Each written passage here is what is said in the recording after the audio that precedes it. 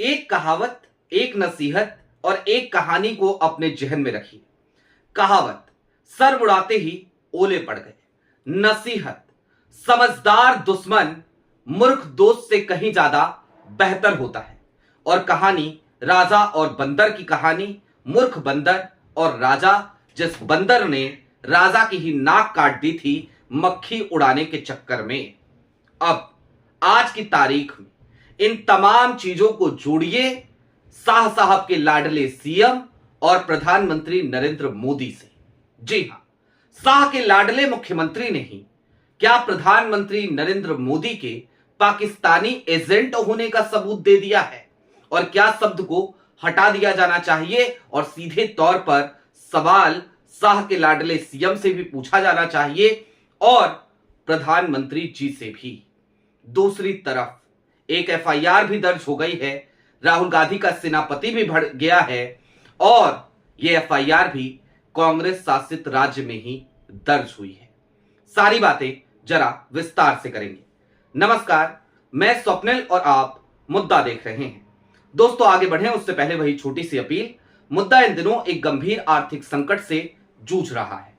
एक तरफ हमारे मेन बैंक अकाउंट्स फ्रीज चल रहे हैं, तो दूसरी तरफ हमारे 2.5 साल पुराने चैनल को हमसे लंबे समय तक छीन कर रखा गया था। ऐसे में डे टू डे ऑपरेशंस में मुद्दा को काफी मुश्किलों का सामना करना पड़ता है। लिहाजा आपसे गुजारिश है, यदि आप चाहें तो स्क्रीन पर दिख रहे क्यूआर कोड या फिर के नीचे दिख रहे यूपीआई नंबर के जरिए मुद्दा की छोटी छोटी मदद जरूर कीजिएगा, ताकि हमारी बेबाकी यूं ही बरकरार रहे। अब आगे बढ़ते हैं और सिलसिलेवार तरीके से जरा उन कड़ियों को जोड़ते हैं कि कैसे शाह के लाडले मुख्यमंत्री ने ही मोदी जी के पाकिस्तानी एजेंट होने का सबूत सबके सामने रख दिया। A=A। अब क्या कहा और कौन है वो लाडला सीएम, आप सब संभवतः समझ गए होंगे। योगी आदित्यनाथ को हिंदुत्व के मसले पे आज की तारीख में अगर कोई कड़ी टक्कर देने की कोशिश करता है भारतीय जनता पार्टी में, तो वो नाम है हिमंता बिस्वा शर्मा का। जिस तरीके की वाहियात बातें, जिस तरीके की वाहियात हरकतें, जिस तरीके के वाहियात वक्तव्य हिमंता बिस्वा शर्मा आज की तारीख में देते नजर आते हैं, ये किसी से कोई ढकी छिपी बात तो है नहीं। कल की तारीख में हिमंता बिस्वा शर्मा ने एक प्रेस कॉन्फ्रेंस करी, एक एनजीओ का जिक्र किया और राहुल गांधी के सेनापति, राहुल गांधी के पार्टी के वहां के प्रदेश अध्यक्ष गौरव गोगोई, उनके ऊपर तमाम आरोप मढ़े। मसलन उन्हें पाकिस्तानी एजेंट करार दे दिया। अब करार दे दिया तो दे दिया, लेकिन जिस एनजीओ का जिक्र किया, जिस व्यक्ति का जिक्र किया, दरअसल वहीं पर मोदी जी बुरी तरीके से घिर गए। कैसे घिरे हैं वो समझना हो तो मैं आपको सबसे पहले एक पीपीटी का हिस्सा दिखाना चाहता हूं। आपकी स्क्रीन पर है।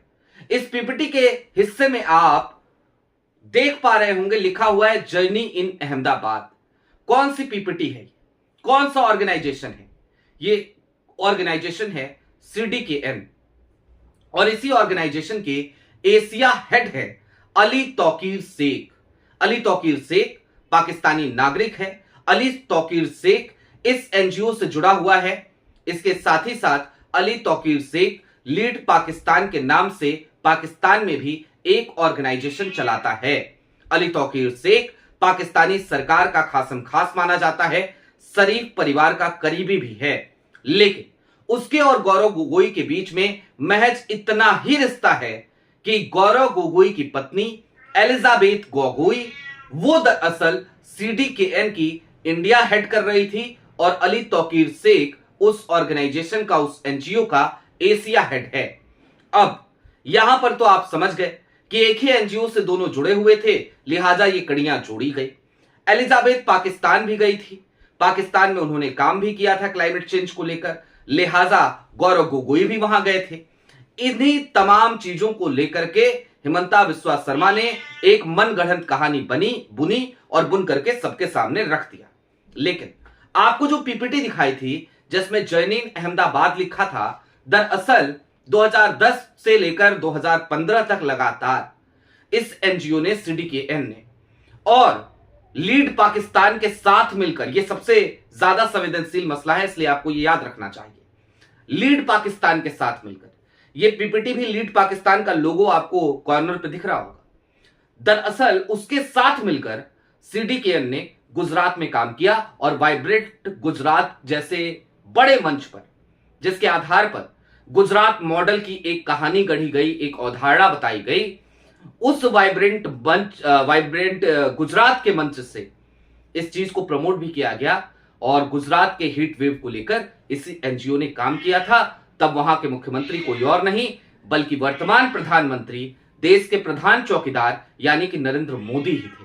अब जरा सोचिए, मैंने कहा था ना A=A, तो अगर गौरव गोगोई की पत्नी सीडीकेएन की इंडिया हेड कर रही थी और अली तौकीर शेख वो लीड कर रहा था एशिया को, इस आधार पे हिमंता बिस्वा शर्मा ये कहते हुए नजर आते हैं कि गौरव गोगोई पाकिस्तानी एजेंट है, गौरव गोगोई की पत्नी पाकिस्तानी एजेंट है, तो फिर भला सोचिए कि अली तौकीर शेख, गौरव गोगोई तो किसी पद पे नहीं थे, अली तौकीर शेख अगर नरेंद्र मोदी के गुजरात में काम करते हैं, नरेंद्र मोदी के साथ काम करते हैं, उनकी सरकार के साथ काम करते हैं और उस वक्त पे मोदी जी गुजरात के मुख्यमंत्री थे, तो बड़ा पाकिस्तानी एजेंट किसे कहा जाएगा? जाहिर सी बात है मोदी जी को ही फंसाने का काम एक बार फिर हिमंता बिस्वा शर्मा ने किया है। अब मैंने कहा था एफआईआर दर्ज हुई है, आपकी स्क्रीन पर एक ट्वीट है। यह एफआईआर किसी और ने नहीं बल्कि असदुद्दीन ओवैसी ने कराई है और यह एफआईआर हुई है तेलंगाना में, हैदराबाद में हिमंता बिस्वा शर्मा के खिलाफ हुई है, उनके हेट स्पीचेज के खिलाफ हुई है। अब असदुद्दीन ओवैसी ने कंप्लेन कर दी, इधर हिमंता खुद मोदी जी को फंसाते नजर आ रहे हैं और तीसरी तरफ अब बात गौरव गोगोई की भी। प्रेस कॉन्फ्रेंस हुई, खूब हंगामा मचा। उसके बाद आज की तारीख में गौरव गोगोई ने भी एक प्रेस कॉन्फ्रेंस करी और उसके साथ ही साथ उन्होंने आईएनएस से कुछ बातचीत करी है।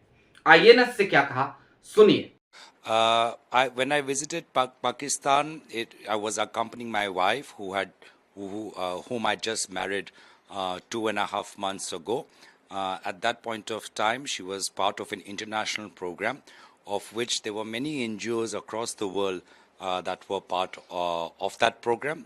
There was both an Indian NGO and a Pakistani NGO, and on a work visit when she had gone, I had accompanied her, and I wanted to see the people, how she lived, where she lived, and I have no recollection of meeting the said person at that point of time.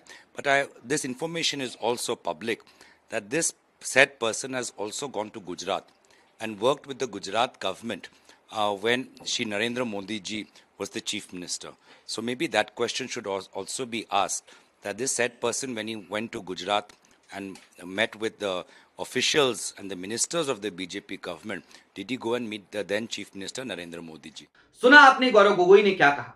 दरअसल गौरव गोगोई के पास ढकने छिपाने के लिए कुछ नहीं है, जो कुछ भी है पब्लिक डोमेन में है, सार्वजनिक है, और उन सार्वजनिक चीजों को लेकर के, पब्लिक डोमेन की चीजों को लेकर के हिमंता बिस्वा शर्मा बार बार, कोई पहली बार इस तरीके की हरकत हिमंता नहीं कर रहे हैं कि वो गौरव गोगोई को पाकिस्तानी एजेंट बताएं। इससे पहले भी इनकी हरकतें यही रही हैं, मुंह की खाते रहे हैं।